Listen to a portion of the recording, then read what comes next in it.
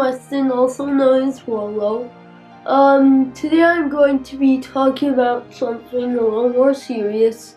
It's called autism. So, autism is a spectrum. No two people are the same if they have if they both have autism. And I was diagnosed with it when I was about 5. I was also diagnosed with ADHD, which is common for people on the spectrum. And I was diagnosed as a very high functioning person on the spectrum, which means I can really talk well and other kinds of stuff. Then the people that are low on the spectrum, most of them can't even talk at all. So before I was diagnosed with autism and ADHD, I was diagnosed with expressive language disorder. Basically means I was not answering questions correctly. When I was 3, if my mom and dad asked me, "How are you today, Weston?" I would not answer the question. I would just say, "How are you today, Weston?" back to them. So I have a hard time verbalizing my thoughts. Yeah, I had to go to speech therapy for that for a while. That a long time, a couple of years actually. I still struggle with it sometimes though. I was also diagnosed with sensory processing disorder. It's common with kids with autism, but you can have it and not have autism, yes. It basically means your brain processes your senses differently. Sometimes people get really overwhelmed by where they are, and they just have to think about it, and it really distracts them. For instance, loud noises. Loud noises can really bother people on or off the spectrum. Yeah, loud noises sometimes bother me. Yeah, popping balloons really bother me. It really scares me. And another example of what we're talking about here is sometimes you have to think about breathing, just think in, out, in, out. It's really distracting. Most people don't have to think about it, but some of us on the spectrum, yeah, we have to do that. How would you feel if you had to think about that stuff all the time? Well, maybe you do. Maybe you are on the spectrum. So, also, most people on the spectrum have really sensitive skin. It makes it so when they wear clothes, the tags and other things really bother them. And when I was little, I used to freak out about the tags. When I think back, it seems ridiculous. Seems like I was just overreacting, but no. It was because of my autism. But now I'm getting better. Watch, I can just do it like this. No problem.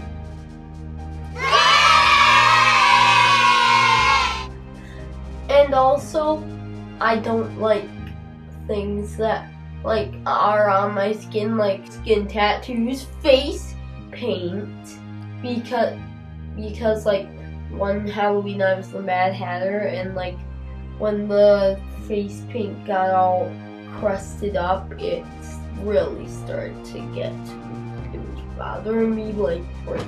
So also what sensory disorder gives me is I don't like to try new foods. The texture bothers me. I even had to have a therapist help me eat food when I was little. Sounds silly, really happens though. And mashed potatoes, to this day, make me gag. And also barbecue sauce, except for the McDonald's barbecue sauce. Like the McDonald's brand, yes, I like that. But Baby Ray's and other barbecue sauce, nope. Get that away. So not all things about that go with autism are bad, because like when I was diagnosed with IQ, it was 98 percentile. So like, yeah, kids with autism have all different strengths and weaknesses. It's really cool. For instance, I'm really good at math, science, and reading. These things come to me more naturally than most people. One thing I'm really good at is swimming. I started swimming when I was younger because it was like therapy, you know? And just because of that, I swim competitively on the swim team. I have been doing swimming for almost 4 years now. And it really helps with my autism a lot. One of the things I'm not really good at is eye contact, because like whenever I look at the camera or like right into someone's eyes, it usually gives me anxiety. I'm not trying to be rude.